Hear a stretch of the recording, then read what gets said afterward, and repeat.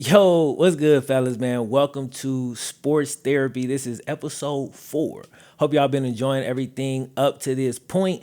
Today we got a good show for y'all, man. We're gonna be basically talking about sports cultures and specifically the difference between a winning sports culture and a losing one. You know what I'm saying? We're gonna maybe mix in a couple of stories from our childhoods and kind of the cultures that we grew up in, and then we're also gonna talk about our current NFL teams and the state of those cultures.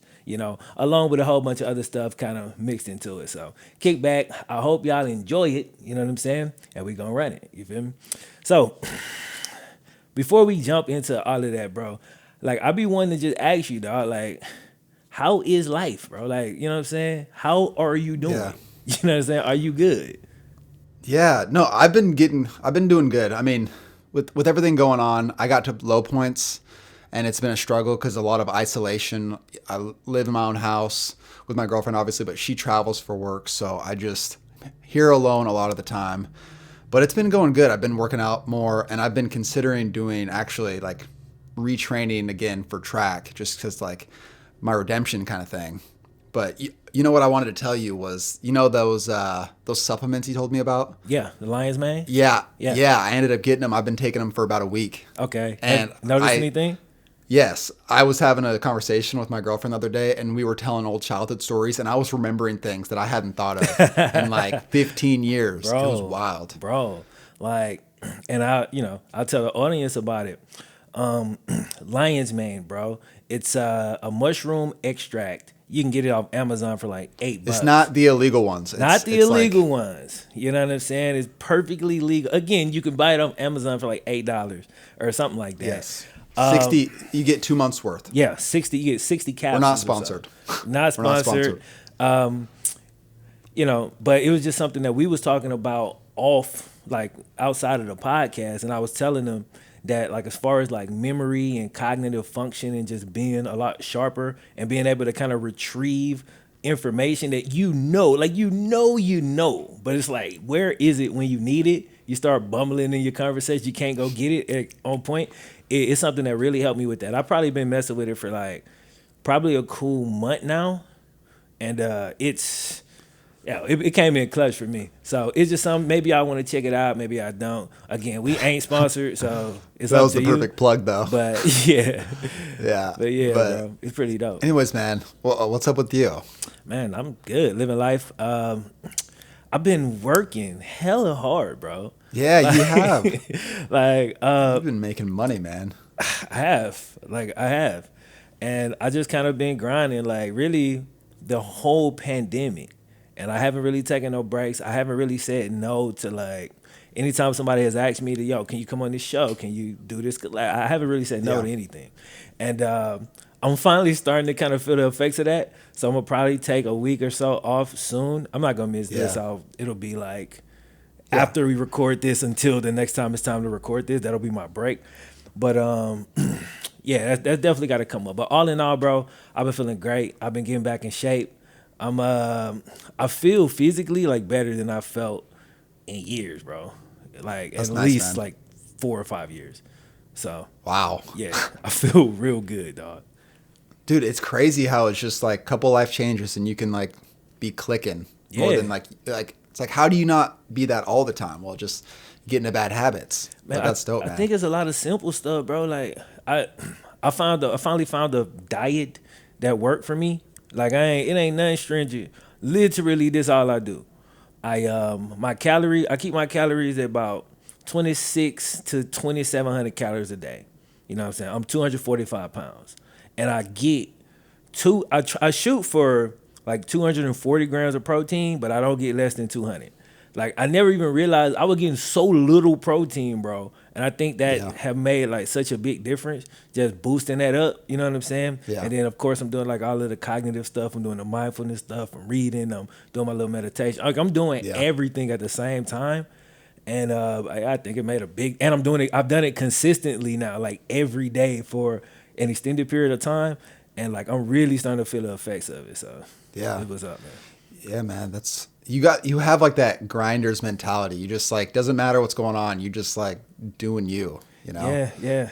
Like I wanna I got this thing, bro. Like I really just want to get everything out. Like I want to be the best version of me. Like so bad. Like I have to do it. You know what I'm saying? Yeah. And I feel like I'm leaving stuff on the table or like I'm wasting gifts if I don't. You know what I'm saying? Yeah. And so that what Dude, I'm that's trying to that's get a into. killer mindset, man. I mean, you're talking about like winning culture. Like you built that for yourself, you know? Like being you, doing you, and looking to improve. It's just dope, man. I appreciate that, bro. Trying to get there. You'll get there, bro. You'll definitely get there. I wish, could you bring it up? I wish it was as easy to get that same culture shift when it comes to sports. Like when it comes to big groups of Yeah. people. You know what I'm saying? Like for you, like what do you think the main differences are between a winning sports culture and a losing one? You know what I'm saying? Yeah, I mean, I think what's interesting is I've been a part of both, right? Yeah. I've been in the worst locker rooms that you could imagine. Okay. And I've been in some incredible locker rooms. I've been in ones where it's like everyone loves everybody. Everyone cares about everyone. It's like, how you doing, man? Like you see the guy in the corner that you don't talk to often. He's like sad. Like you're like building that guy up. It's like everyone's just so good. Everyone feels like a leader. And then I've been in other ones Yeah. where it's like no one steps up and there's no accountability. There's no calling people out. And so you look at the differences. I think you can simplify it to a couple of things, Okay. but there's just so many little things, like daily decisions made, that are the differences between something that's like great, like let's say the Patriots and what they've been doing for so long, Yep. and something that's unstable, like the Browns, like just consistently can't get out of their own way. Yeah. I was listening to some stuff in preparation of this, and it's just a lot of coaches and their mentality, Yeah. and there's different leadership traits that they expect from their players. And so I'm going to use an example from my high school. So my high school is known for basketball, Okay. and I didn't play varsity basketball, but I played football. Right, I was a football and track kid. But my basketball program is like a state title every other year type of team. Okay. And if you remember from the last podcast, my football team barely made the playoffs once in 20 years. Right. The big difference was, from what I saw and what the culture they raised, is the basketball mindset was there was no stars. It's not about you. It's about the team. It's about like team ball, caring about your teammates, taking accountability, and looking to better yourself. I still believe there's some flaws in the system because there's no self-expression in that type of play style. But I've seen teams where it's so much about like stars play. It's like you see it in the NBA a lot. Yeah. You see a guy who's the star where when they're not playing that hard, they do well. But when it comes down to like a big game planning, it's like the NBA finals or something. It's like you key in on guys and all of a sudden you don't have the other guys that can step up. That's not what a winning culture is. Yeah. You know, a winning culture is guys who are able to step up. It's like the Patriots right now.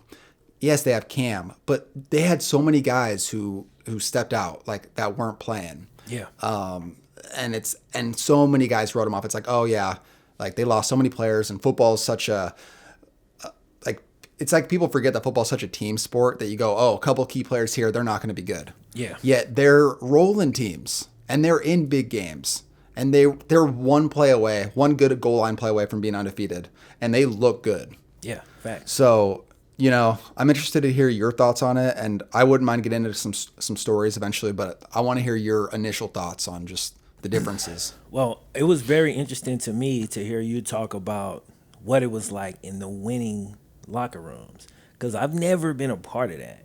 Like, Wow. yeah, I've never had group success that I can remember in my whole life. I can't remember having any type of sustained group success. So Yeah. I've been in a lot of losing locker rooms, and the way you described them, yeah, that's pretty much my locker room experience. Everybody is fragmented. Everybody's mad about playing time, and the star players, whoever like the best dude is on the team, they set the tone, but it's so easy for them to just kind of slack off because there's nobody there to hold them accountable. The team is so bad that you need this player so much. You know what I'm saying? Like you can't function without them. So you kind of let them just do whatever they want to do. And it's two main things that I've seen throughout, my whole life. I'm talking about middle school all the way through high school, playing every sport except I didn't play baseball in high school. I stopped that Yeah. in middle school because I didn't have time to track, right? And in college, same stuff. Two things: arrogance or apathy. Those are the two. Like, you can boil every losing sports program down to those two things. Either one of them saying either apathy, no ambition. Like, don't really. Oh, we're good where we're at. Oh, we won 4 games this Yeah. year. It's not too bad. Oh, we made the playoffs 4 years ago. Hey, we're doing all right. And then arrogance. Adam Gaze, Patricia from the Lions. You know what I'm saying? They actually got a big win yesterday, but like the people who Overall. feel like despite losing, their one way to do it is the only way to do it, and they're not willing to make adjustments.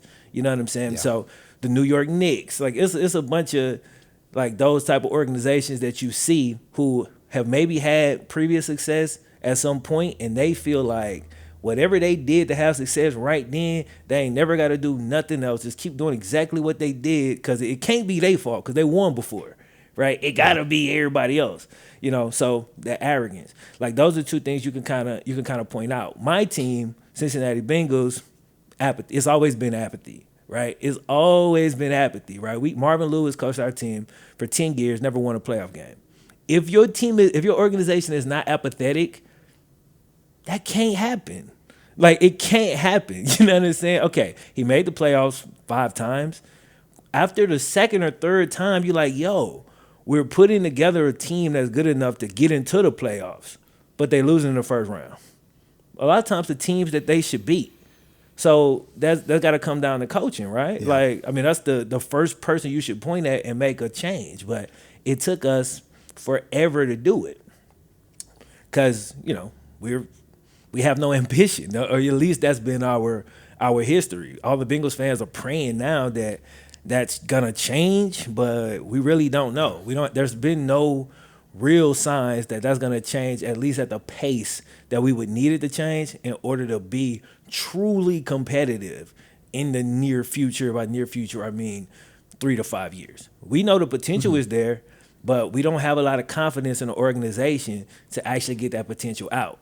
You know what I'm saying? Because they might be like, well, look, we're all right. We straight. We'll win 5-6 games one of these years. Maybe we'll be in the playoff hunt.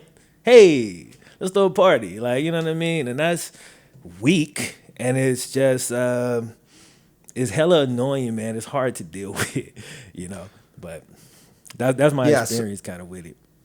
I wanted to talk about the Browns, but I want to talk first about the opposite of that, like going back to winning culture. Yeah. So I grew up in Boise, Idaho. Yeah. I don't know if I've stated that on the podcast or not, but I grew up in Boise, and that's a place where there's no sports teams professional-wise in the area. The closest we have is the Seattle Seahawks, which is the states next to us, and the Denver Broncos. Okay. So if you're going to choose a pro football team, that's what you do. But Boise is about Boise State, the football team. And what's so incredible about Boise State is if you look it up, you can fact check this. Since 2000, they have like the most winningest record in Division I football. Maybe North Dakota State's passed them now, but if you're talking Division I FBS, Boise State is either number 1 or right next to number 1. And you look at that list, because the argument against that would be, hey, they played crappy teams. They played nobody. Well, if they played nobody, then why isn't there a bunch of other teams like that? Where's the MAC team that's supposed to be that good? Where's the CUSA? Where's the other?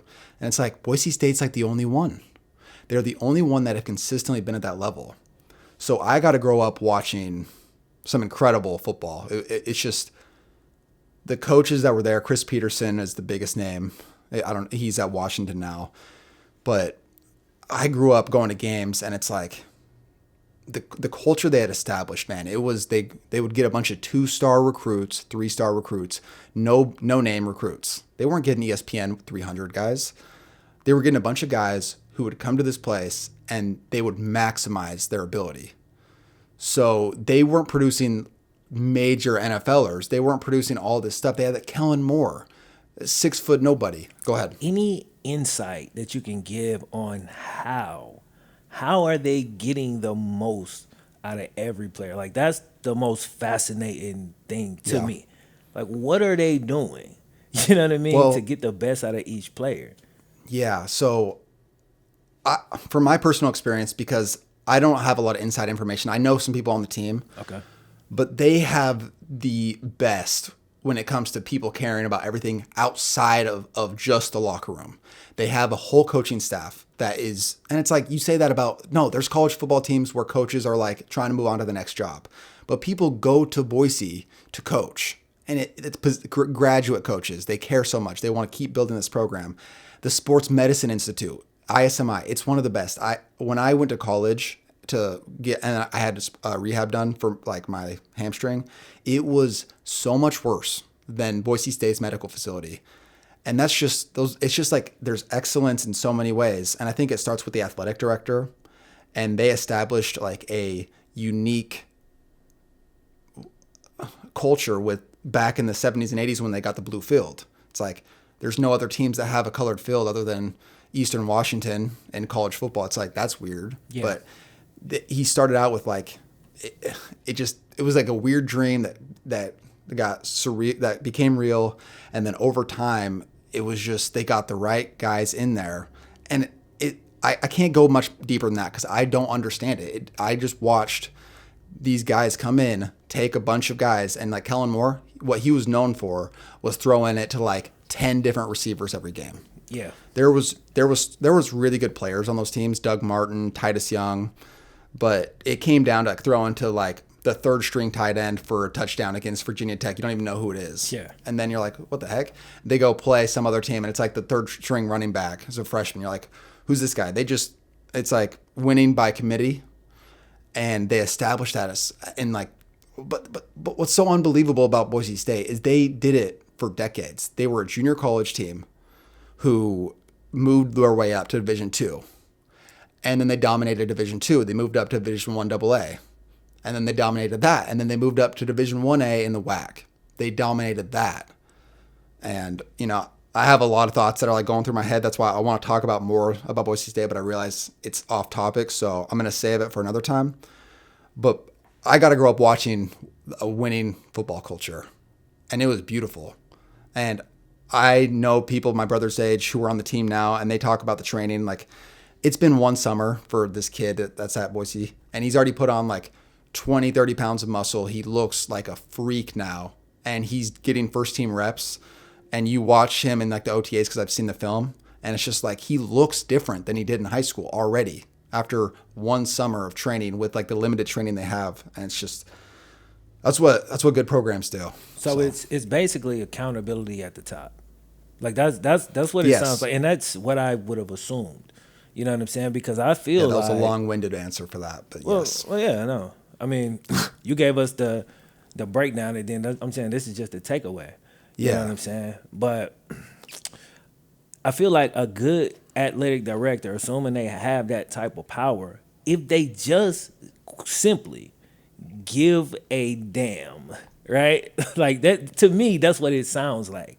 Like that might be somebody else. That might not be everybody's definition of that, but I couldn't be in that spot and like not care about, I care about like the on the field stuff, but I gotta also shape my players. I want to make sure they good. Like from a academic standpoint, from a financial standpoint, I need to make sure their level of comfort is up to standard. I ain't gonna like baby them or pamper them, but it need to be up to standard. You know what I'm saying? So they could get done what I need them to get done. Sports medicine department, I need to hold them like to a higher level. Like we don't want the Tyrod Taylor situation happening where the doctor is accidentally puncturing his lung. You know what I'm saying? Like you need to hold these cats to a higher standard. And the systems that I was in, that wasn't the case. Every single department when I was in college operated independently. They did not communicate well with each other because they oftentimes had different information or would give you conflicting instructions, where it's literally impossible to do both, right? If treatment at 4:30 and practice at 5, I can't do it. Like how I'm gonna get there? You know what I'm saying? You need to come in early and allow me to do treatment at 3:30. Oh, well, I can't do that, blah, blah, blah, blah. Can you do this time? Well, I got class right here. Well, you out of luck. Like, what? You can't work with me, bro? I have a class. And when I set this up, nobody told me that this slot needs to be left open for treatment. Like, if that information was given to me, then okay, cool. But like I find that they made it so damn difficult to get everything done that needed to be done. It was just damn near impossible. You know what I'm saying? Like it wasn't impossible, but it was so inconvenient to the point where it's very easy for a college kid to just be like, man, forget this, bro. Like, you know what I'm saying? Like they almost don't even want me to do it. It's like I'm fighting against them. That's what it felt like versus being in a system that I felt like really had me on point and was pointing me in the right directions. And so, yeah, I think you pretty much put it on the head right there. Like I say, I've only experienced the losing side of it. So to hear how the good schools are doing it, it make perfect sense. And it's pretty much the exact opposite within a losing culture. What you said about just communication, Yeah. like when you said that at the beginning, I thought that was the word too. It goes right along with it. Going back to Boise State, I think one of the things they do right away is they show you and they tell you exactly how things are going to be. They have you on all the important stuff, the nutrition plans. They lay out exactly how your class schedule needs to be, and then they work with you and they adjust accordingly. And it's so on top of it. Everyone knows exactly what's going down. And that level of communication is so critical because I went to my college and there was a lot of athletes who struggled with like, there was a lack of like, hey, I have a class at this time. What's supposed to be going? Oh, you're not supposed to have class at that time. But this is the only time they have that class. Oh, well, change your major. What? Yeah. Change my major? Yeah.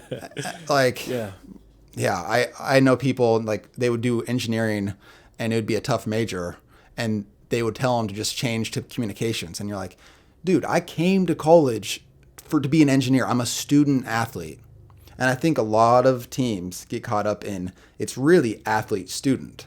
They put the athlete side first. They want the most out of your talent. And then they tell you to go to school and do the things.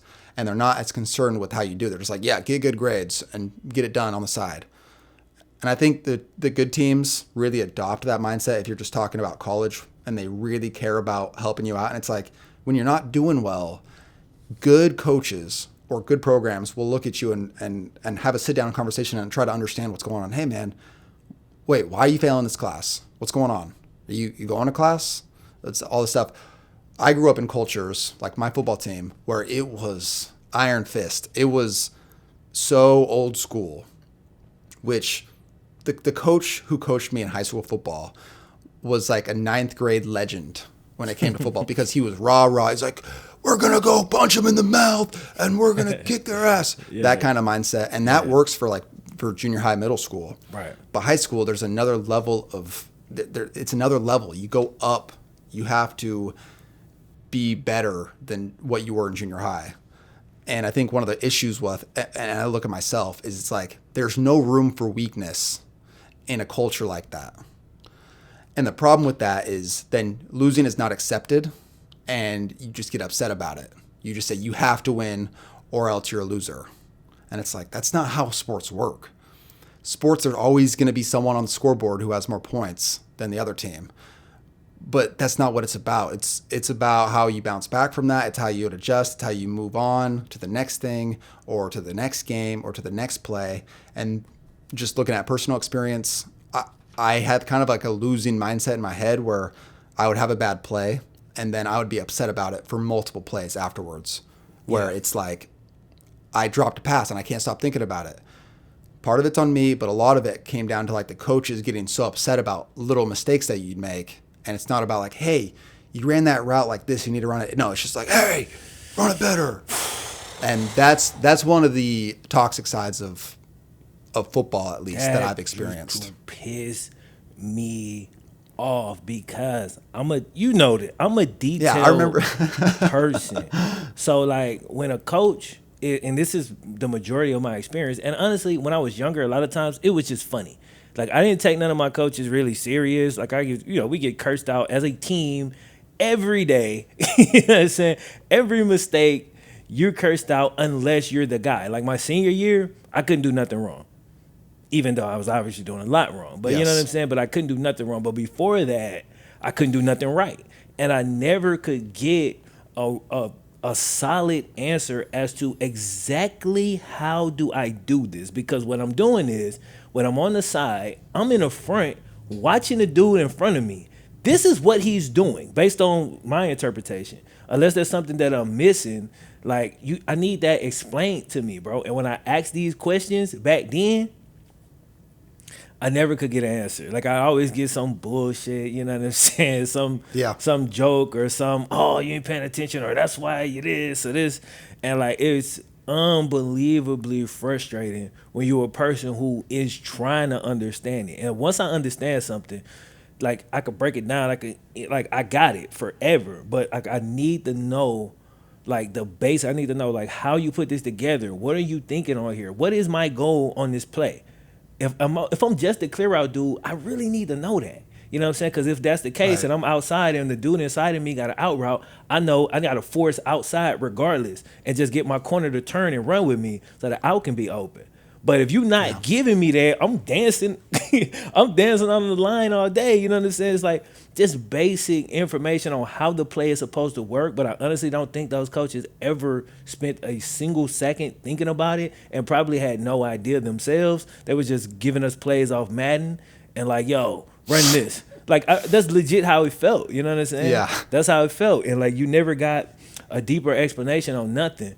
And I understood that there should have been a deeper explanation because I'm watching like all the interviews, but I get so much information from random interviews, it's ridiculous. I'm watching like, you know what I'm saying? Yeah, like same. Jerry Rice or somebody just explain. And it might be like a 3-second clip, but I'll see like the concept, like they'll be like, okay, so the concept on this play. And when they explain it like that, it clicked for a person like me. Like I understand that. You know what I'm saying? Like, Right. Have you seen, I think it's on the NFL's YouTube channel where they have, it's Brian Baldinger and Kurt Warner usually is on there. And they'll have like a player breaking down their own film. I forget the name I of haven't it. seen players break down their own film, but I've seen players break down other players' film. Like Okay, Peyton Manning it's similar to breaking that. down- It's a show. It's amazing. I watch it can be a lineman. I don't care. Because to know like what the concept is supposed to be, what they're thinking, why they doing what they doing, like I love that shit. You know what I'm saying? Like I watch every episode of it. I can't think of the name of it. It's ridiculous. Yeah. But I just feel like coaches, especially when I was growing up, I always felt I was smarter than them dudes, and I always felt like I was never fully prepared for any big time situation. Anytime we ran up against a team where whatever our basic thing that we was doing, our plan A did not work, we got our ass beat. You know what I'm saying? If our plan A worked, the talent can shine, we'll go off, we might blow somebody out, and we'll think we're world beaters until the next week when that team actually watches film and says, okay, we're going to keep a safety over the top of this cat. The quarterback never looks that way, so whatever. And like they really scheme us. We never had an answer. And then we just keep running the same plays and running the same. If you want it bad enough, it'll work, just run through somebody. Like, Yeah, you know what I'm exactly. saying? And it's like, yo, that's like Bush League, bro. That's like little kid stuff. Dude, I can't tell you how many times, me at my size, right? I was 155, that my coach would yell at me for not running through a guy.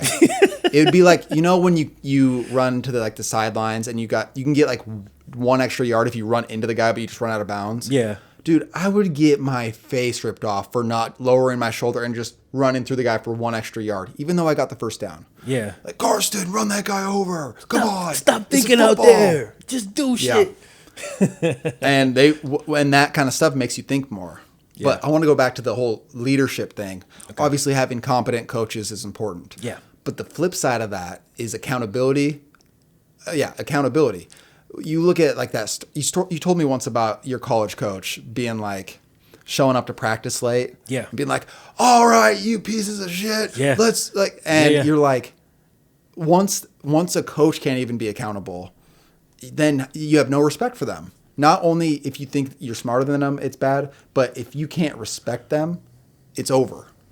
That's it. Like if I have no respect for you because First off, I don't know what are you doing. Like that story, I don't know if I told it. I don't think I told it on here, but No, it that was was a while ago. All right, so look, here's who it is. Yeah. I'm gonna say his name and everything because people actually know who this Cleveland is. Browns. He's Oh, the does he coach work for for the y'all Browns. now? He's coached for a lot of Yes. different teams. I don't know where he was at. Stump Mitchell played in the NFL as a running back and has coached. I've seen him coaching for like 100 different teams as like a running back coach or something like that. You know what I'm saying? He was my head coach my last year in college. He's actually the dude that kicked me off the team. But we were doing conditioning one morning, like 5 a.m. You know, I roll out of bed with whatever chick spot I'm at and limp up to the damn place. But we get there, we warm up, and boom, we was going hard, bro. This was the year, my last year, they had moved me to tight end. So I'm running with the running backs and tight ends. I'm smoking everybody, like, because I'm a receiver. I'm just a bit bigger than most of them. You know what I'm saying? I'm smoking everybody. I'm loving these condition drills because my mindset has kind of switched back to where I was in high school, where it's like, I don't lose sprints. I don't never lose. Like in this group, ain't nobody in this group that could see me. You know what I'm saying? And I'm on it, like I'm on their ass. And I felt so good, bro. I was working so hard. I was taking like 18 hours in the summer. You can only like technically take 12 hours in the summer. I had went and talked to 2 professors to like go to their classes, not during class hours, take tests and stuff like that. I'm trying to boost my GPA up. You know what I'm saying? I'm just grinding. I leave my room early in the morning. I'm not back in the room till at night. I'm in class all day. I go to practice. I'm in that mode. College grind. College grind. I'm finally taking it seriously. This dude show up an hour and a half late. All right, everybody bring it up. We in a group. He walk out there. I'm reading the paper, and they say, y'all gonna be last in the SWAT. And I'm sitting there, I'm like, all right, he finna like really boost us up. He say, hey, you know what? They right. It was like, what? Y'all out here half-assing. You ain't running. You ain't doing this. I'm like, dog, you just fucking got here. You don't even have a clue what, and like the strength conditioning coach looking like, what? You know what I mean? But he can't say nothing. But he's sitting up there like, nah, they really was getting it in this morning. But he just showed up. He was on one, probably hungover, and he just tore us down. And from that day forward, like I went from being completely committed all the way in, ready to like really just do something special my senior year to like, and I was weak for this, by the way. I'm not proud of this, but like I checked out. I checked out mentally. After that, I completely checked out, and within the next week or two, I went to his office. We had a conversation. I cursed him out. He cursed me out. He kicked me off the team, and I never, like, my pride wouldn't let me, because he was wrong. My pride would not let me just go back. All I had to do, my position coach like, man, all you got to do, come talk to him, boom, boom, boom, because they was ready for me to have a big year. Like, I'm a receiver playing tight end. I'm finna eat. Like, I'm really finna go crazy, but my pride, and I had other interests too anyway. So I just took it as a sign, like, okay, I ain't supposed to be out there. I'm gonna go head first into music, and I ain't never played football again after that, bro. But like, that's some terrible, terrible, terrible coaching. Weak on my part. I could have swallowed my pride and just dealt with it. So I'll admit to that. But this was a grown ass man. I was a college kid. You feel me? And so, really, he should have been a bigger man and should have been more mature than me. You know what I'm saying? But that's basically how it went down. It's crazy, man. And it starts with the top with coaching, and it's really hard to turn a locker room around when you have that kind of situation. Yeah. But to specifically kind of transition into like that locker room type of mindset, specifically, I'm going to turn it to like just the Browns for me. Okay. And I look at like, even I've been so wrong on this in the past. It's like not even funny, but you get caught up in like players and talent, and you go, oh, we have the talent, or we have the guys that we need to win. Like when Odell got traded to Cleveland, and I was like a giddy schoolgirl, you know, I was excited and oh my gosh, we're going to be so much better because of this one player. Like, it's like I forgot. It's like I just totally just threw away everything I've ever learned about being in a locker room and being on a football team. It's like, No, that's not how football teams work. You don't acquire one talented player who plays on the outside of all places. Like not even in like where the real stuff happens in the middle, in the trenches. Yeah. And expecting that to change everything. It's hilarious that I thought that. And it's hilarious that anyone would think that you like read comments on a team. It's like, we just got to get better players. Like, well, yeah, you probably get better players, you get better, but a culture like the Patriots is established through like a mindset that everyone adapts to. Yeah. You get under one thing. And you talk about like how hard it is to get like everyone onto the same page. It's like, okay, when it's just you, it's easy to get on like your own track. Like you do very well on doing your own thing. Yeah. To get multiple people, okay, it's a little more difficult, but it's like a team collaboration. You get one guy to lead and everything, whatever. But then you get 70, 80 dudes down to 53 in a football locker room, and people are going in and out. And it's like, how do you keep a culture that's like that has the pride of like the city and from a bunch of dudes who aren't even from that city? And how do you gather that and put it into like this one cohesive unit? And don't forget this one variable too from the NFL. Billionaire at the top. Bunch of millionaires. Dudes just trying to feed their family. Like once you throw that money in there with it, like it become even more difficult. Sorry, I didn't mean to interrupt you, but no, that's a perfect point. Yeah, and that's something that is interesting because some guys get money and they can't adjust to like, well, now I'm doing well. Like I played my whole life to get to this point, but now I'm making money and I made it. It's kind of like me with my college story. I just wanted to become a Division I athlete, and I did it. So then I was content. And then there's other guys who want to become better and improve themselves, but they see those type of guys. I've never been in an NFL locker room. I'd love to hear thoughts on someone who has been, just to get that kind of understanding more. But you like just looking at the Browns over time, and the one thing that all fans who've been watching for years know is that once you bring in a new regime and a new system, the issue isn't the play calling, it's not the schemes, it's not the talent. It's keeping a group of dudes together long enough to build a tradition of winning and keep that consistent. And, you know, there's obviously like hurdles you want to get over, but the Bengals had such a better winning culture than the Browns over the last 20 years. They were consistently getting to the playoffs with, you know, Andy Dalton's good, not great, but they would consistently get there. Maybe they couldn't get over the hump, so they're not as good as some of those other teams, and they had some issues. But the Browns can't get out of their own way because they start over and they're impatient, and there's no willing to build something. And so, you know, I think it's crazy. That's interesting. It's an interesting cross section, and the reason I say that is because I think like y'all have one way of like y'all have a losing culture if we're looking at the last 5, 10, 20 years, right? Yes. And it's because y'all switch up all the time. Mm-hmm. The Bengals, I wouldn't say we have a winning culture, but one thing that we do that winning cultures do is we don't switch up, right? Now, we almost do this to a fault. Like, even if a guy isn't performing, again, Marvin Lewis, we'll keep him for 10 years. He was the second longest tenured coach in the league. And even though he's not reaching like the highest of highs, right? And if you look at somebody like the Steelers, I think they had like 3 coaches since the 70s, bro. Yeah. Like 3 coaches in 50 years. It's insane. It's wild. And every one of them won a Super Bowl. Like at least one.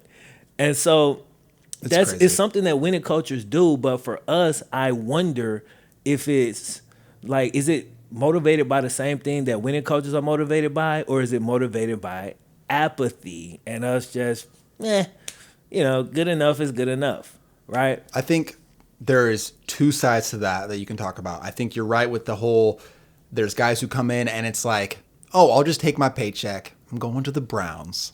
Like Dwayne Bowe.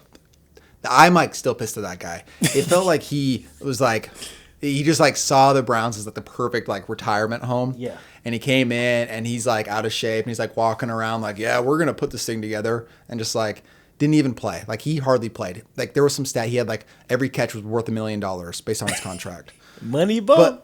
But you can count so many dudes who have done that probably. Yeah. That it's ridiculous. And the thing that's so hard for losing cultures to overcome is there's so many pieces to it. Like you could step in and be the coach for the Steelers and you would have like somewhat of a stable like success right away. It's like Larry Coker with the Hurricanes, Miami Hurricanes in the early 2000s. Yeah. He wasn't a good coach, but he stepped into a culture that was like developed on like these super talented players who were all bought into this and they were killing it. So he won a national title or whatever, got to a national title with that team, and they're considered amazing. Was he an amazing coach? No, but there was everything else in place. So to flip that, you take a great coach who's confident, he's from the Patriot system or whatever the case may be, and he tries to go into, I realize that there's a huge stat on that, but that's also part of it, right? You take these coaches who are part of this winning culture and it seems so easy. It's like everything's so fluid. Everything's working. I can establish this. I'll just go be that Belichick hard ass and go, and it's like, you try to do that in Cleveland, good luck. And you're like, wait a minute, it's not working. It's not working. I was just a product of my environment. Like, yeah, Bill got me here. You know what I'm saying? He didn't teach me nothing. Yeah. But I observed and I thought, like, I just got the surface of it though. I feel like that happened a lot with Patriots coaches, bro. They get the surface level. Bill's a hard ass. Okay, that's the sauce. That's the magic right there. I'm gonna go to the Lions, be a hard ass. Boom, Super Bowl. You know what I mean? Well, Bill O'Brien. Yeah, exactly. You look at him, he's trying to become that Belichick-esque guy. It's like, I'm the GM.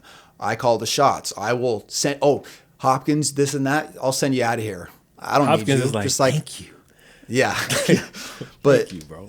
It's like there's so many aspects to building a winning culture more than just being a hard ass or the players you bring in. It's like all the pieces. It's so much harder said than done, right? That's why no one can go into Cleveland, no matter how much of a wizard they are with calling plays. It just doesn't matter. There's so many things that you have to establish and be there for long enough.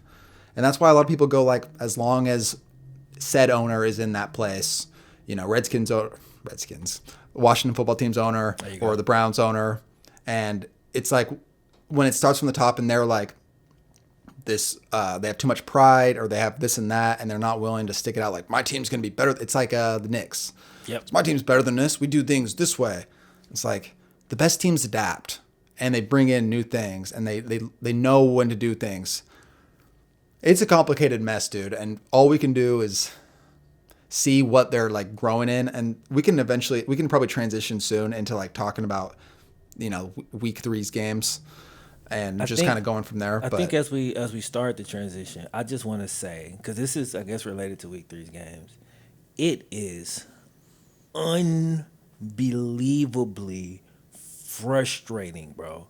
It is so frustrating watching your team with the losing culture just make the same stupid mistakes. And like, I've been around people who never played sports before that will watch Tom Brady and say, man, dude's so unathletic, I can do that. And I'll be like, shut up, you fucking idiot. You know what I mean? Yeah. Like, you sound stupid. But when I see how my team operates, I really, honest to God, I feel like if I ran the Bengals, I could do a better job, bro. Like I wholeheartedly believe that. And it's not because I'm going to be making every single little call. It's because I will go and get people with proven track records who can make these calls in each spot. You know what I'm saying? Like, we don't even have a true GM. We got an offensive line coach. Bro, our offensive line hasn't developed in 3 years. What are we doing? And you keep picking people that are your guys, but they suck. Our defensive coordinator, what are you doing? I'm not saying we got the most talented defense in the league, but like, your calls are being exposed. Why is this dude wide open, bro? Bro, it was like 10 seconds left in the half. It was like 3rd down. We called some gimmick play where we showed man and tried to switch the zone. Dude, wide open up the sideline, dog. It's like, bro, all we had to do is play a safe defense. They kick a field goal. We win the game. But no. You outcoach your damn self. And it's like, one thing that I will say about my head coach, I believe that he has principles and I believe that he follows them and I believe he a solid dude. I really do. I don't think he like I kind of think, and I don't know none of these people, this just is off what I'm seeing here, right? I think Matt Patricia is kind of a scumbag. I think Adam Gase is kind of a scumbag. I really think Zach Taylor is a good guy. I think he's smart. I think he attempts to adapt.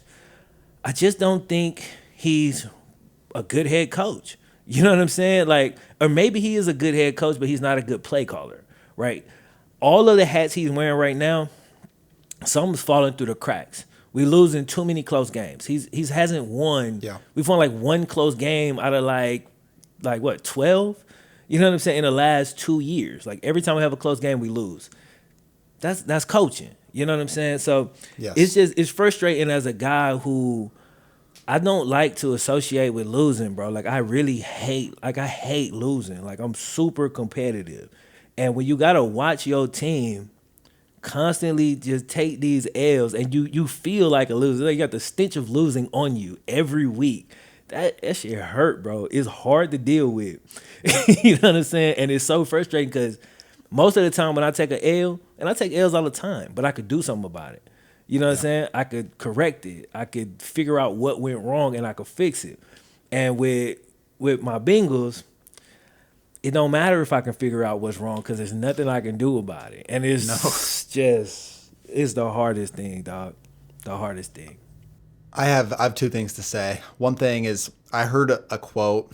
I was watching something and it was about critics are actually the greatest optimists when it comes to like caring about something. Because you look at, let's say you're the biggest critic of the Bengals. Yeah. Well, you're seeing all the flaws because you know how they can be better. Right. There's so many Browns fans after this last game. They're going, who cares that it was Washington and their quarterback was, who cares? We won. And it's like, look, at some point in time, I have been that fan because I just wanted to win so bad. Yeah. But I am not going to accept loser mentality. And it doesn't matter what the record is. It's like, it's changes that you need to make to continue to win down the road. Right. And, you know, the second thing I wanted to bring up before I talk about the Browns, because I want to, is you were talking about Tom Brady and people go, he throws dump off routes. He throws it to his running back. He's not even that good. He's a system quarterback. Yeah. Tom Brady is a winner. And it's not because he knows how to throw the out route and he knows how to throw the slant route and he knows he's like smart in that sense. Yeah. Yes, he's smart in that sense. But it's what he does off the field. It's what he does in preparation. It's how he gets the other guys involved and tells them. Like, did you see the NFL's mic'd up moments of the preseason? No. So there's this clip where the Tampa Bay guy is like, all right, guys, like good practice today. Let's break it up. It's like the tight end or something. It's like, good practice today. Team on 3, 1, 2, 3, team. And right as they break, Tom Brady gets in his face and he's like, what was that? That was the most half-ass thing I've ever seen. You think we're going to win games being that like that? And he's just in his face, like dead serious. Yeah. You got this 40-something-year-old man who came over here and he's like, I'm not taking that shit. Yeah. I'm here to win. And if you're not going to be part of it, I'll get your ass out of here. Yeah.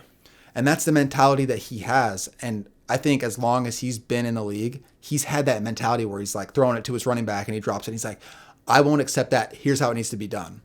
So he is literally a coach on the field and a coach off the field. Like when the Patriots used to train in the offseason, they'd fly to some random like Montana with all the receivers and running backs and they'd stay in some cabin. And it's like, that's the level of care that dude has.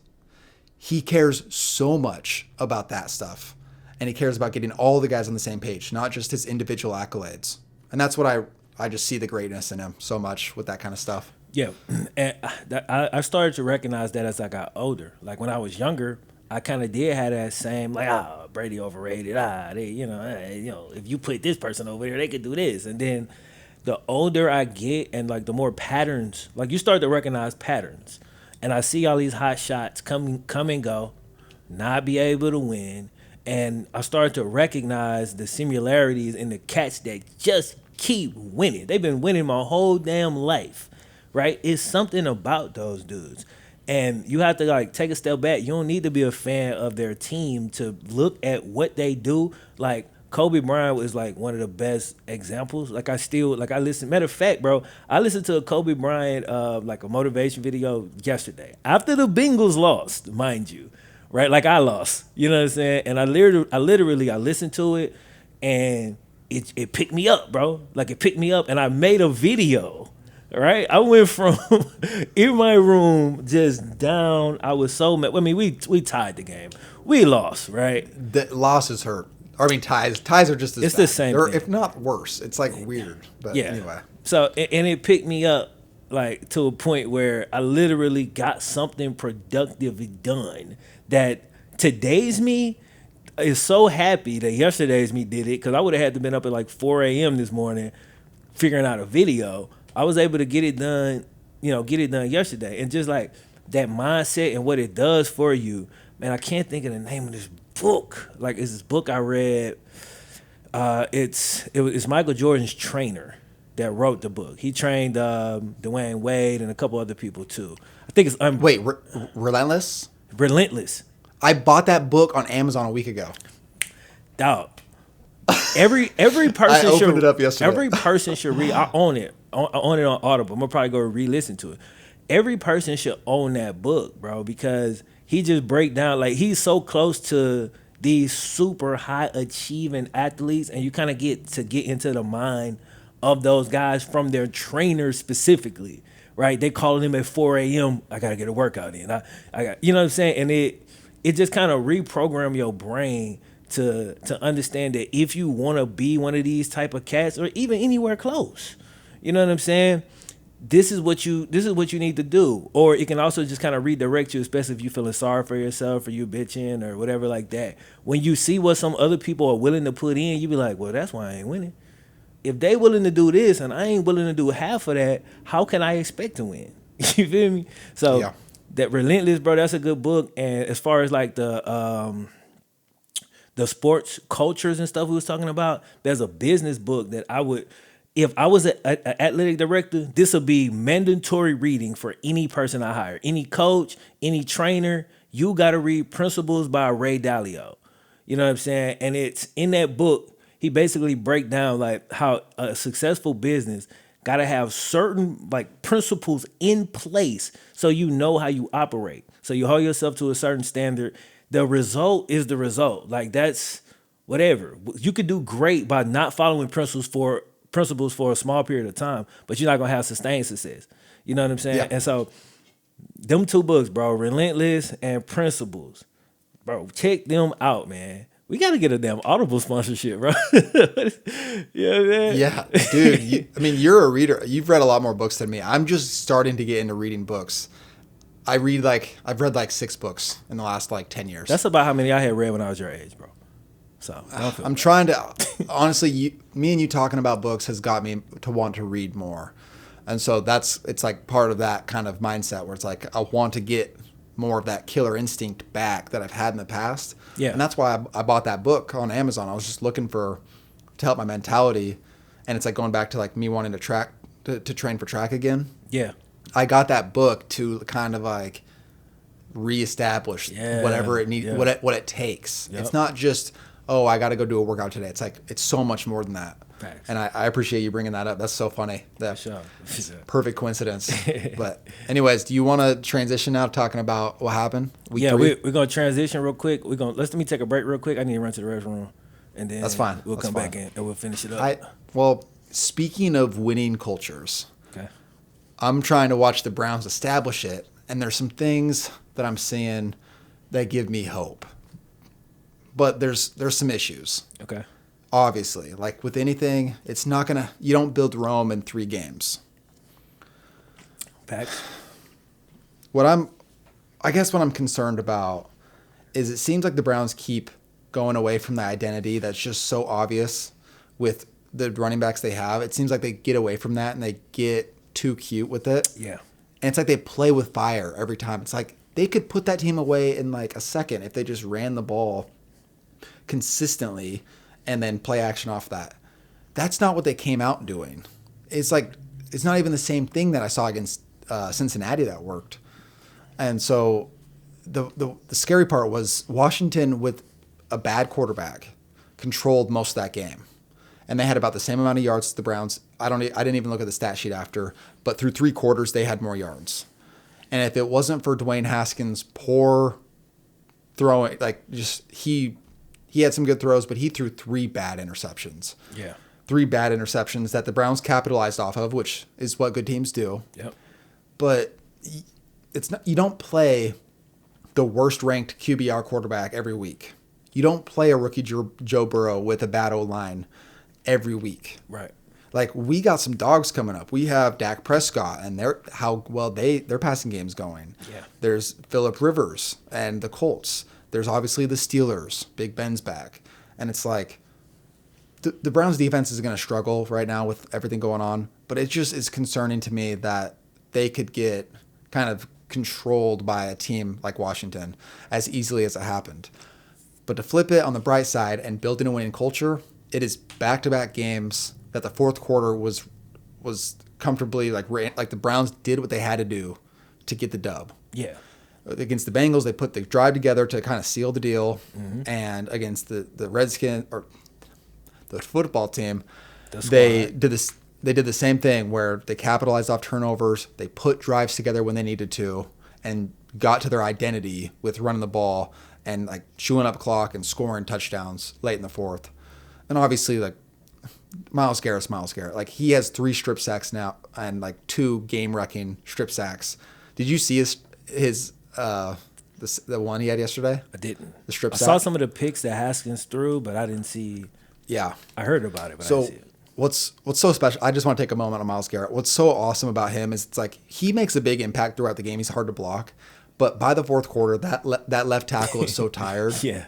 That he gets that one burst off, and it's like a free run at the quarterback, and he just has that swim move down to swipe the ball. Yeah. And he rips Haskins, and Haskins like tosses the ball up, and it bounces off like Myles, and so Myles strips him and catches the ball after juggling it and goes to the ground with the ball. So it's like the ultimate strip sack. Yeah. And it was kind of like the nail in the coffin that the Browns took advantage of and closed that game. But I didn't feel good after. I felt good. I didn't feel great after the win. Right. And to say that after being over 500 for the first time in 6 years and scoring back-to-back 30-plus games for the first time in a decade, I feel like I should feel better. But I know what this team is capable of, and I've already seen it in brief spurts. Yeah. Now it's just continuing that, and then when you go against good teams, just like continue to capitalize off the other team's mistakes like they have been, and just really stick into their identity on offense. Because if they don't do that, Dallas is going to run up. They're going to score 30, 40 points on the Browns defense. Like, I just have zero confidence right now. Yeah. So this week is the first test in my mind of like this kind of, let's see what they're made of. They got their asses kicked in week 1. They played 2 teams who are struggling week 2 and 3. This is the challenge. Can you go into Dallas against that high-octane offense and be in the game or win the game? Can you do it? Can It's you a high-profile game. Like, it's finally the challenge. Super curious, because I've been saying the same thing about y'all since week 1. Like, y'all got it, but it's like the personalities that y'all have don't necessarily fit the team's actual strengths. And unless they can buy in and the coaching staff can like feel confident that they've bought in and called the damn run the ball, bro. Just, you got to do it. You know what I'm saying? I almost feel like, bro, and people were saying this, and this might sound rash or whatever. Like, I feel like y'all trading Odell is probably the best move. Like, I really do feel like that for like playoff success. Like, I don't have a whole lot of confidence that Odell is going to be cool with y'all playing to y'all's actual strengths for the majority of games. Like, I still don't feel confident in that. I disagree. And I think like the insecurities of how I feel about the Browns in the past, I would have agreed with you and been like, yeah, he's an issue. I probably would have said it after week 1. But the truth is, I think the Browns are going to be able to establish a well-balanced attack. I don't know if it's going to happen right now. I don't know when it's going to happen, but they have the pieces there to eventually get to that point. I listened to this one Browns media dude who was talking, and he's like, Big Ben did not throw the ball a lot in his first few years. They kind of kept him under wraps. They ran the ball. They had good defense, and he didn't really open up for a while. Mm-hmm. And I think is if you can take that step back with Baker and teach him how to play within the system and then use his strengths, Yeah. those guys will become more of a focal point in the offense, Jarvis and Odell. Right now, I think Odell is actually a major part of the offense, and it's not showing up in the stat sheet because he's running deep routes, pulling guys with them. He's doing all this stuff, and it's like the running lanes are opening up more. Other guys are getting open across the middle. It's opening up the plays, and I get it. Like, yeah, he's going to be upset if he's not getting the ball, but I think it comes with time because you can't just throw the ball at Odell over and over and build an offense around, okay, Odell, you're going to get your 10 to 15 targets, and then we'll work from there. I agree And I with think what they you're understand saying. that. Like, I agree with everything. Like, you see it exactly the way I see it. And I think Okay. Odell's role in y'all's offense, like you say, is key. I think it's damn near perfect from like a skill set standpoint. My thing is, from a personality standpoint, is he okay with playing that role? He's great in that role. He's amazing. Like, y'all got one of the scariest receivers. So every time Baker, you know what I'm saying, do the little play action, any little thing, you have to commit attention to Odell. It opens up the run game even further. Like, I understand that from the straight up football standpoint. It makes perfect sense. It's a perfect fit. My thing is, I don't see y'all leaning, and you just admitted to it. I don't see y'all leaning all the way into y'all's strengths, and I think that's because y'all know that if he not getting them targets, that he not gonna necessarily be happy with that. See, the difference between Ben Roethlisberger and Baker is, like you said, when Ben Roethlisberger came in, he came into a winning culture, and he wasn't throwing a whole lot from jump, and they was winning. It wasn't like that with Baker. He came into a losing culture, and he was seen as the savior, and he let that thing rip, early on. Now you're asking him to pull it back. Is he okay with that? That is the thing. If he is, and he can be like over some time, then bro, like y'all got it. Like you said, from a talent standpoint and from like all the pieces, like I mean, y'all got a lot of high draft picks like in that team, like in key positions. And y'all damn sure got it. It's there. The question is, can that culture that y'all have shift into a winning culture enough for all of these people to buy into their roles? Or will they kind of take the losing culture mentality and say, hey, I need to shine?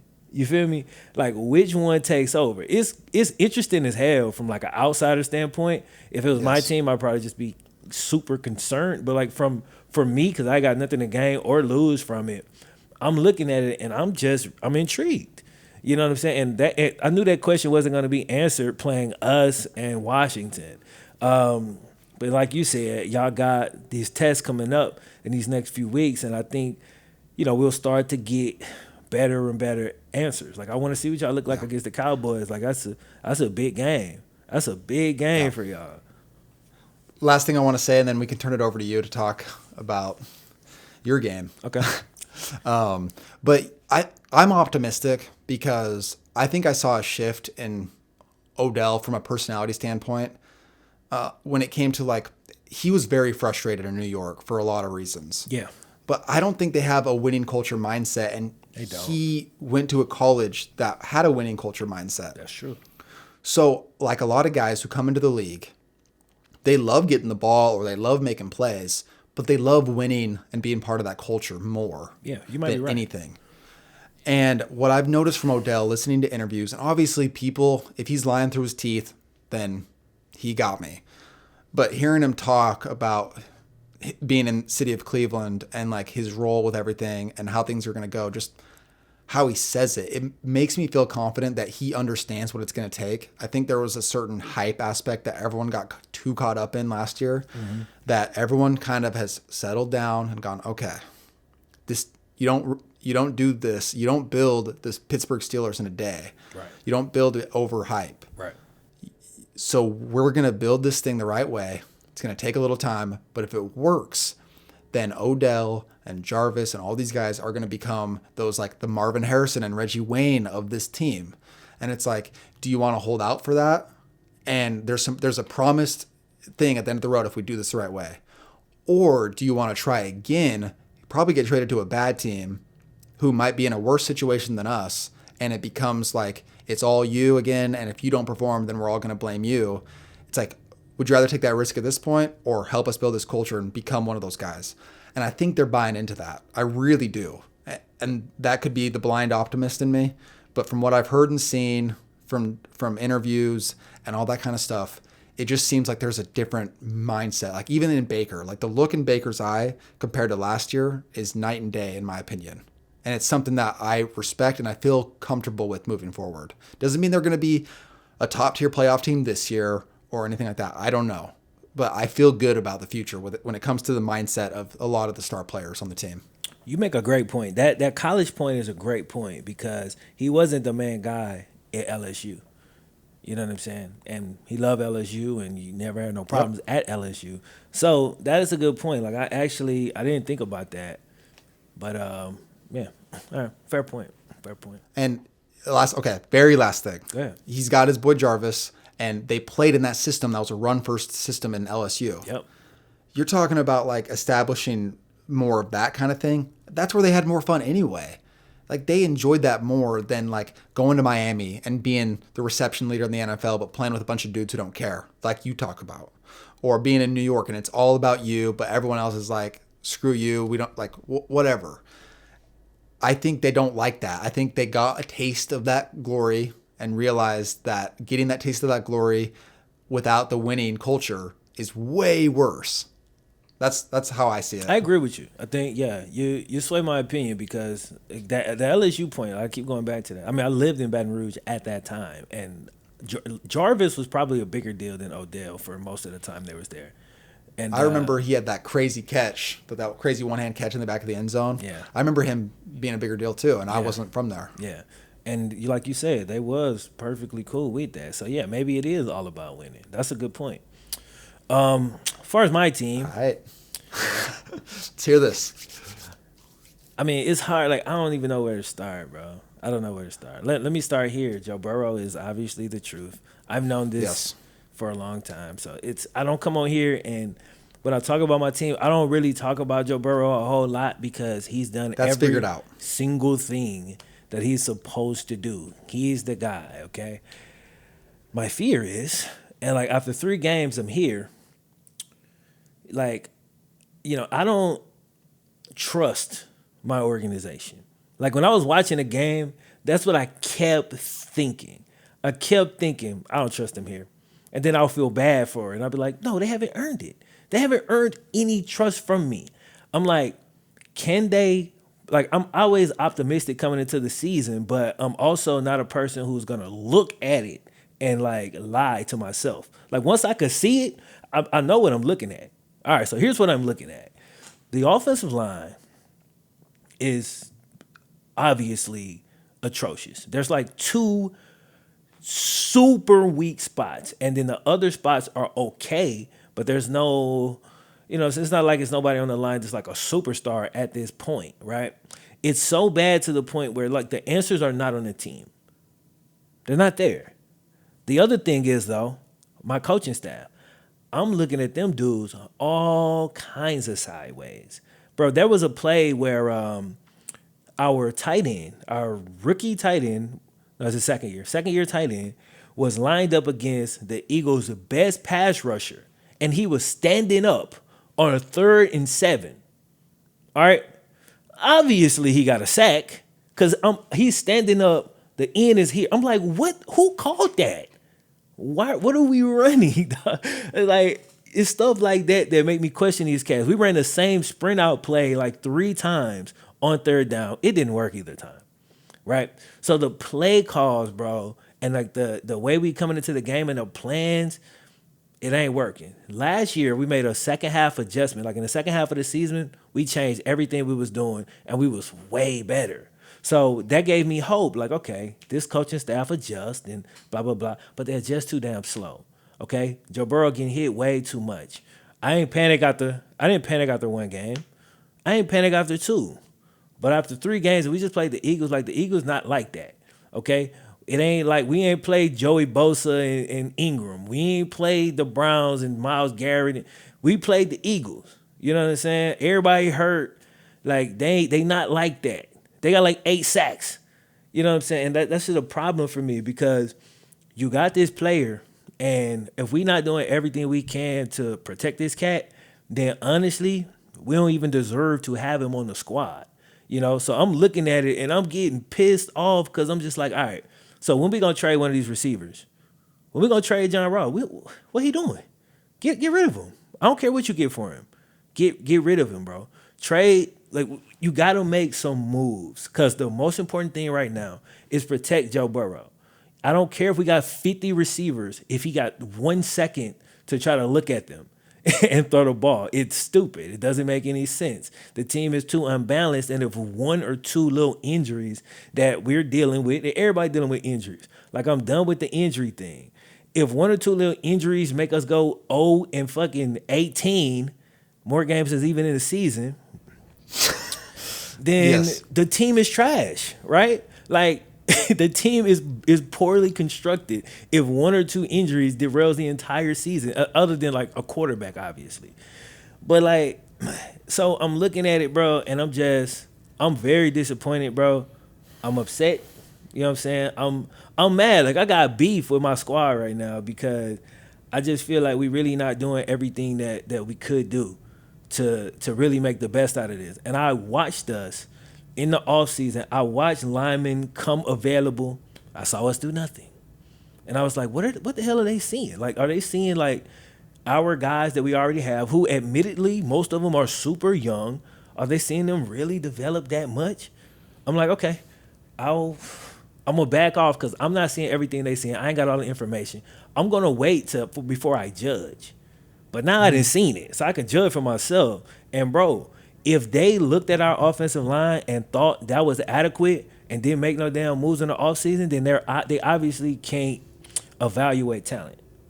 You know what I'm saying? So I got an issue with that, bro. I'm still iffy on my head coach. I don't think he should call the plays if we're gonna keep him there as the head coach. I like his temperament. I really do.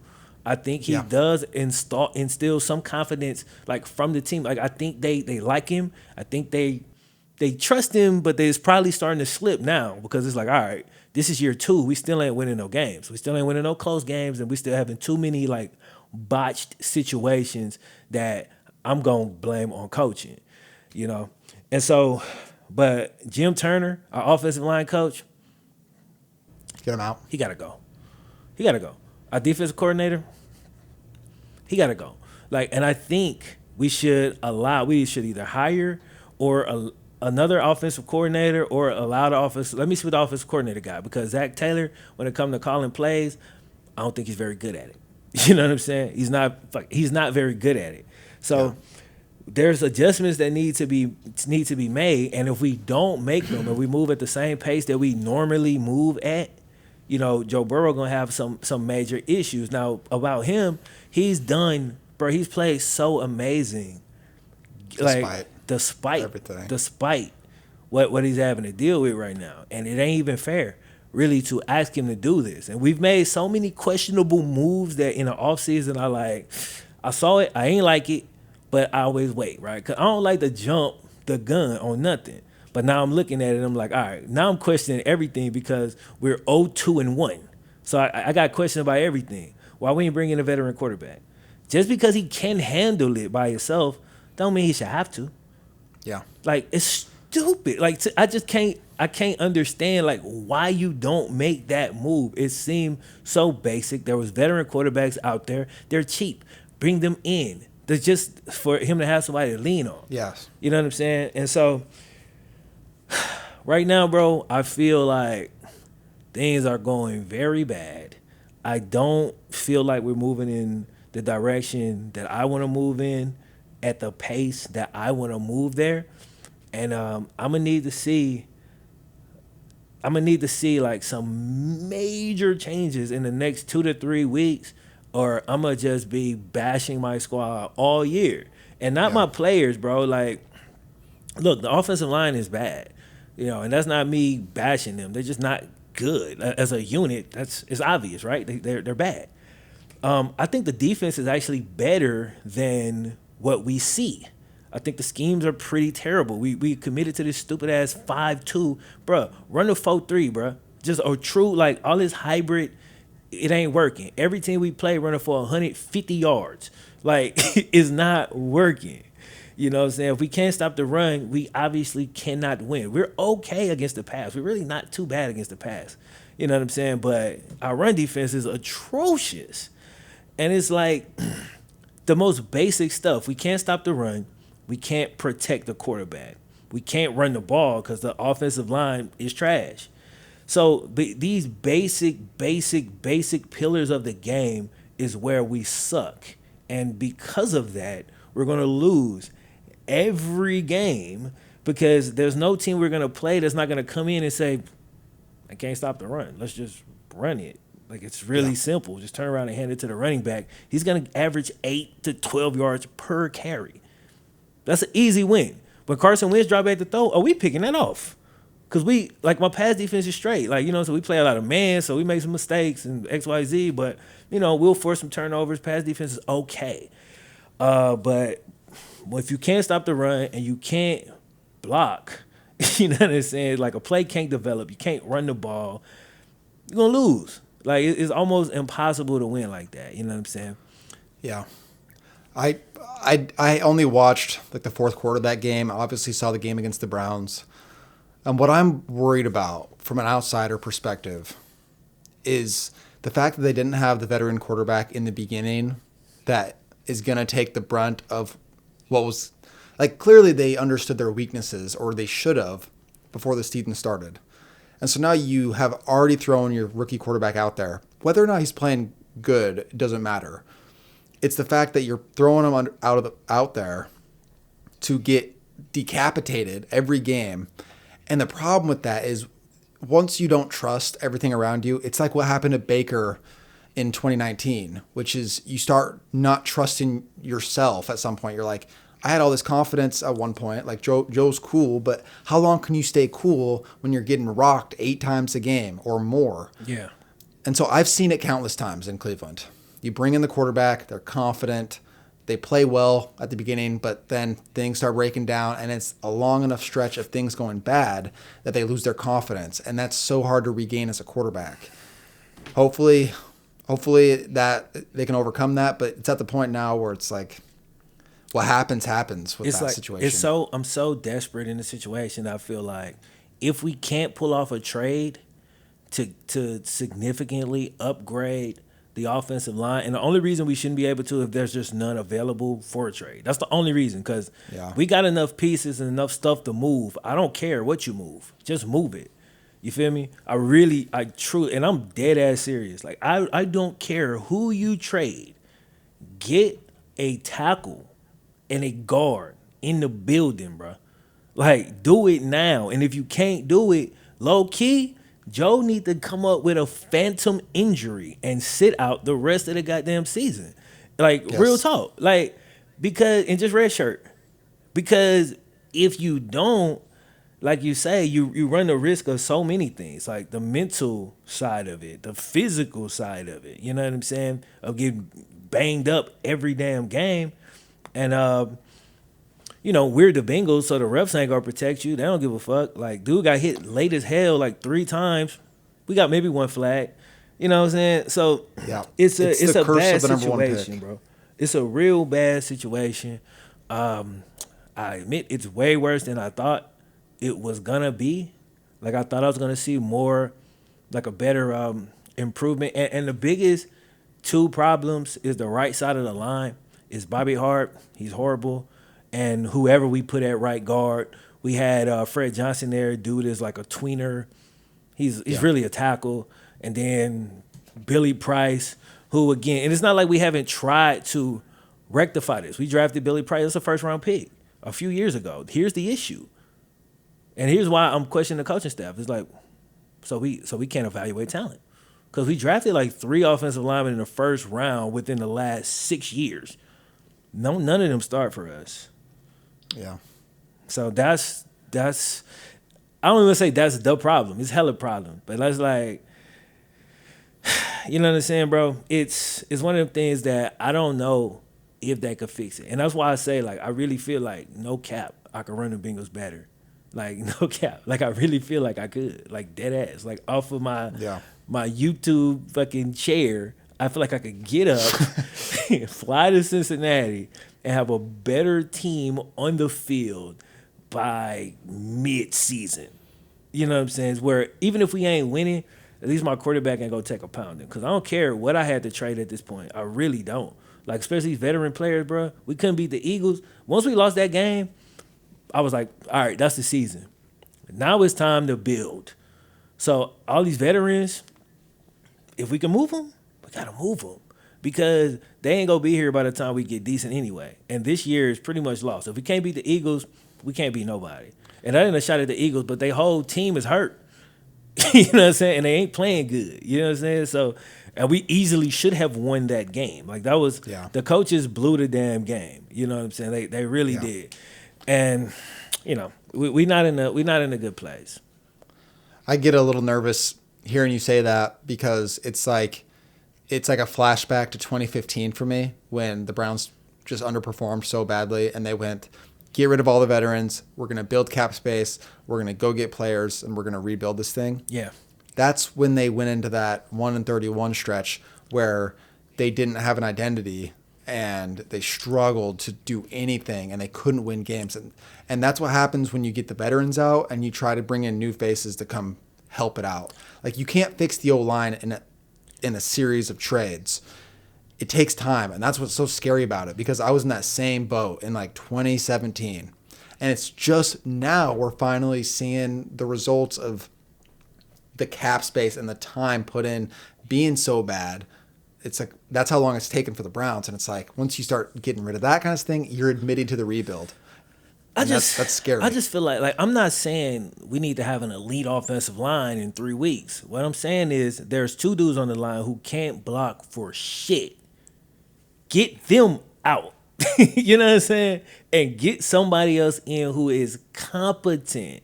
We're still not gonna have a great offensive line. But what I'm seeing every week is dudes, I'm seeing like a number 1 pick defensive end not get touched. Just rushing off the end, like, that can't happen. You know what I'm saying? Yesterday, both ends got off at the same time. Like, you know what I'm saying? Like, what the fuck? Yeah. What are we doing? And so it's just like, I don't know, man. It's the day after the game, so I'm probably like still super emotional. Yeah, I was pretty pissed off. Like, I'm still very pissed off about this one. Like, I ain't take this one well, bro. I really did not. Well, okay, we've talked a lot about it, and I understand where you're at. Hopefully they can come up with something to mitigate the damage that Burrow's taken, all the hits and everything. But so I think we both agreed that we didn't get a lot of time to kind of evaluate other games. Yeah. And I think a good way to wrap this up is to talk about tonight's game, which when this goes up, it's going to already have happened. So we can just give our quick predictions of what we think is going to happen. Chiefs, Ravens. Okay. Just a quick prediction, and then we can look back and see how that went. I got the Chiefs. Okay. I got the Chiefs because, and I'm a big fan of both of these teams, but I got the Chiefs because I saw what the Texans did to Baltimore. And the Texans defense ain't that good, but their coordinator is smart as hell. And he really made Lamar like human. And if the Chiefs can kind of follow that pattern, because it's out there now, right? Now, Lamar might come out this week. They also get the same film, and they might make every adjustment, and it might not matter, right? But if it does, and they're able to slow Lamar down that same way, Deshaun Watson ain't got no receivers. Patrick Mahomes do. Yeah. You know what I'm saying? So they're going to obviously be able to put up a lot, like more points than the Texans was able to do. And I think they're going to be able to pull it out, bro. The Chiefs have pretty much no offensive weaknesses. Their defense is better than it was. Yeah, I'm going to go with the Chiefs, man. I think it's going to be Give me a score. Game, but I'm going to go with the Chiefs. Oh, my God. Let's go. I don't think it's going to be that high scoring, man. I'm going to go 35-27. Chiefs. That was really close to what I was going to say. I can't disagree with you. I just see both offenses not really being slowed down, but I see the Chiefs offense being more unstoppable than the Ravens.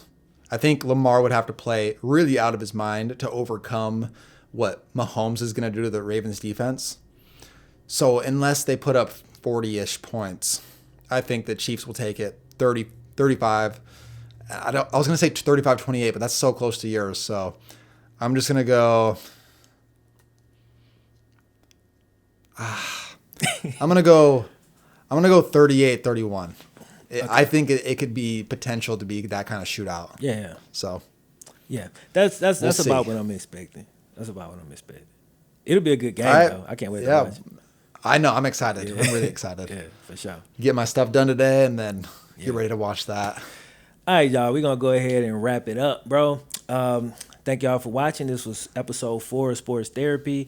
Don't forget, man, subscribe to the YouTube channel every Tuesday. This thing is going to go live on Tuesday afternoons. So make sure you're checking that out. Check us out on YouTube, Apple Podcasts, Google Podcasts. Y'all already know the routine. Other than that, though, we're going to let y'all next time.